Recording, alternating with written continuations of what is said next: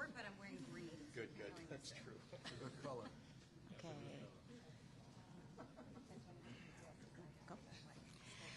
Well, good morning, everyone. Can you hear me?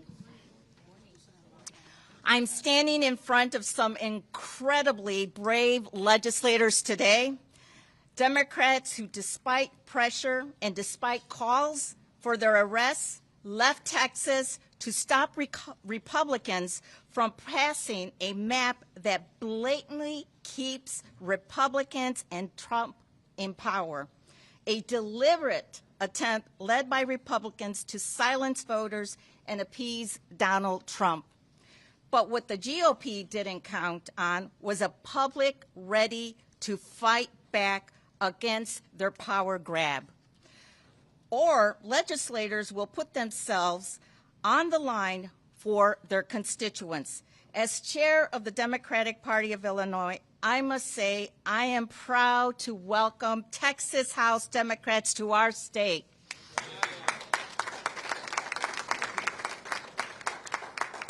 As the first Latina chair of the state party, I am proud to stand with them to protect voting rights, fairness, and the representation for Black and brown voters. With that, I want to pass it over to one of the most extraordinary people that I have encountered and met, our Lieutenant Governor Juliana Stratton.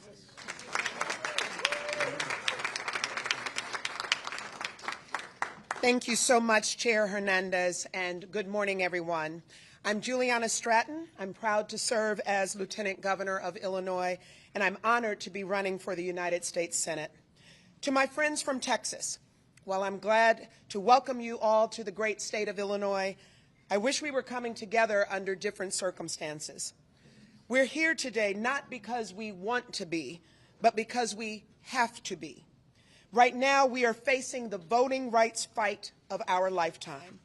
Donald Trump and Texas Republicans are staging a blatant attempt to strip away voting rights and rig the next election. Texas families are still recovering from devastating floods.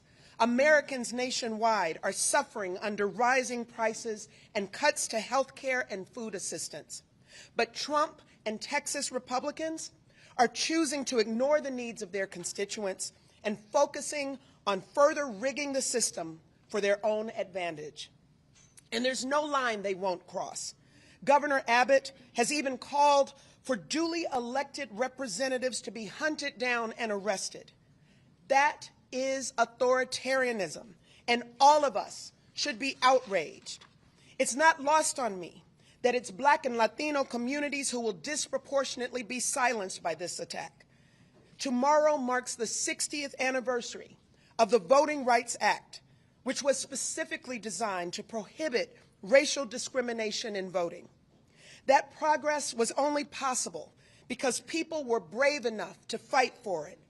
People like my dad, Henry, a Navy veteran, who marched from Selma to Montgomery 60 years ago because voting rights were under attack. But here we are in 2025. Trump and Republicans will stop at nothing to roll back that progress. This is personal to me because my 92-year-old dad, Henry, has passed the baton to me and to all of us, and now is our time to stand up and fight.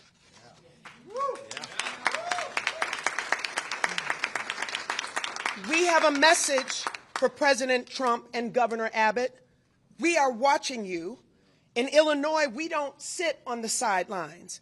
In Illinois, we don't take kindly to threats. And in Illinois, we fight back. If Trump and Texas Republicans won't play by the rules, we will look at every option available to stop their extreme power grab, and nothing will be off the table.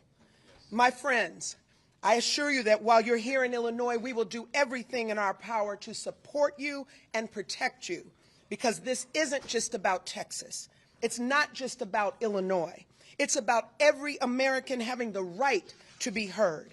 Now is the time for fighters to be bold, unflinching, and fearless as we stand up for our democracy And that's what we'll continue doing in Illinois, and we're proud to stand shoulder to shoulder with our friends in Texas in this fight. And with that, it is now my honor to pass it over to a true champion for democracy, who also happens to be the best governor in the nation, Governor JB Pritzker.